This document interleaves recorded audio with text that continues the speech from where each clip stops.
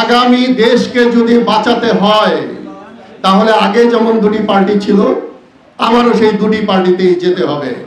আগে ছিল আওয়ামী লীগ আর এন্টি আওয়ামী লীগ, আর এখন যেতে হবে বিএনপি আর এন্টি বিএনপি, অর্থাৎ চাঁদাবাজ একদিকে আর ভালো মানুষ একদিকে সংঘবদ্ধ হতে হবে, নাইলে এই দেশের কোনো মুক্তি নাই।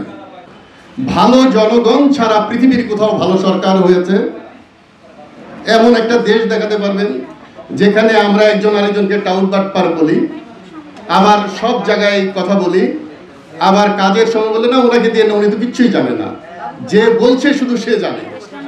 এই সমাজকে পরিবর্তন করতে হবে। প্রথম, জীবনের কোনো নিশ্চয়তা নাই, কচুপানার পানির মতো যে কোনো সময় আমরা চলে যেতে পারি। সুতরাং ভালো কাজটি করতে হবে, ভালো কাজ করলে ভালো মানুষ পাওয়া যাবে, ভালো মানুষ হলে ভালো দল হবে, ভালো দল হলে ভালো দেশ হবে।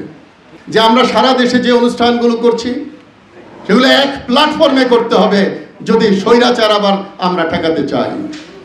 আমরা ঘরে ঘরে কোঠায় কোঠায় আলোচনা করব আর স্বৈরাচার ভেঙে যাবে। এই জন্যই যে ছিটে ফোঁটা ক্ষুদ্র ক্ষুদ্র বলেছে, এই জন্যই ওনারা এটা বলেছেন, কিন্তু ওনারা হয়তো জানেন না ক্ষুদ্র ক্ষুদ্র বালুকণা বিন্দু বিন্দু জল গড়ে তোলে মহাদেশ সাগর অতল।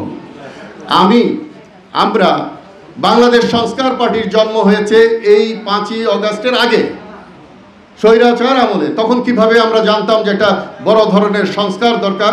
না হলে পার্টির নাম সংস্কার পার্টি হয় কি করে? আমরা এপ্রিল মাস থেকে শুরু করেছি জাতীয় সংস্কার জোট। আজকে ধীরে ধীরে আমি এবি পার্টির সাথে কথা হয়েছে, জামাতের সাথে কথা হয়েছে, এনসিপির সাথে কথা হয়েছে। আমরা বিক্ষিপ্তভাবে যে যাই বলি না কেন কোনো কাজে আসবে না। আমি বলেছি যেই দেশে র মুক্ত করতে পারিনি আমরা, এয়ারফোর্সের ভিতরে র, যেই দেশের একজন ইউনিফর্ম পরে একজন মেজর একজন ব্রিগেডিয়ার যে কর্মগুলো করে, এই প্রশিক্ষণ যারা দিয়ে গেছে সেখান থেকে তাদেরকে সংস্কার করে ক্লিন না করা পর্যন্ত নিজেকে পরিচয় দিতে কষ্ট লাগে যে আমি একদিন এই সশস্ত্র বাহিনীতে চাকরি করেছি, কমান্ডো হয়েছি, হাজার হাজার ফিট উপর থেকে জাম্প দিয়েছি, রাজনীতিতে এসেছি। আত্মীয় স্বজন বন্ধু বান্ধব সবাই বলে বোকা, সে রাজনীতিতে গেল কেন?